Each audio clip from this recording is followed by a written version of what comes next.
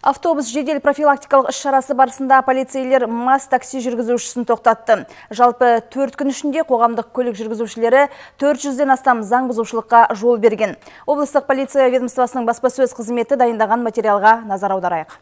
Жолаушыларды тасымалдау қауіпсіздігі солтүстік қазақстандық полицейлердің ерекше назарында. 5 желтоқсаннан бастау алған автобус жедел профилактикалық іс-шарасының мақсаты жол қауіпсіздігі деңгейін арттыру, жолаушылар мен жүк тасымалдауды реттеу, жолаушылар көлігінде апаттылықты төмендету, мектеп оқушыларын тасымалдауды ұйымдастыруда балалардың қауіпсіздігін қамтамасыз ету. Жұмыс индустрия және инфрақұрылымдық даму министрлігі көлік комитетінің аумақтық инспекциясымен бірлесе жүргізілуде. Қоғамдық көліктің техникалық жағдайына аса мән беріледі. Должно быть сиденье жестко прикреплено, не должно болтаться.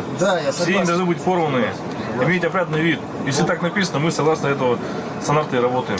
Полицейлер 7 желтоқсанға қараған түні Жамбыл ауданында такси белгісі бар Шкода автокөлігін тексеру үшін тоқтатқан. Жүргізушіден алкоголь иісі шығып тұрған, медициналық куәландыру оның мас екендігін көрсетті. 43 жастағы ер адам 15 тәулікке қамауға алу түріндегі әкімшілік жауапкершілікке тартылды. Сондай-ақ ол 7 жылға басқару құқығынан айырылды. Облыс аумағында ағымдағы жылғы желтоқсанның 5-нен 11-не дейінгі аралықта автобус республикалық жедел профилактикалық іс-шарасы жүргізілуде.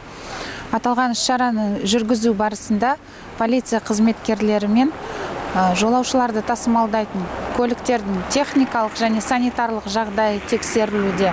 Жедел профилактикалық іс-шараның 4 күн ішінде барлығы қоғамдық көлік жүргізушілерінің тарапынан 400-ден астам түрлі заң бұзушылық анықталды. Маневр жасау қағидаларын бұзу мен рөлде келе жатып телефон қолдану фактілері басым. Техникалық тексерістен өтпей, көлік құралдарын басқарған үшін 28, заңсыз қайта жабдықтаған үшін 7 жүргізуші жазаға тартылды. Автобустың біреуін пайдалануға тыйым салынды. Автобус паркінің 2 лауазымды тұлғасы жауапкершілікке тартылды. Аяулым Жолмұқанова полиция департаменті баспасөз қызметінің көмегімен әзірленді.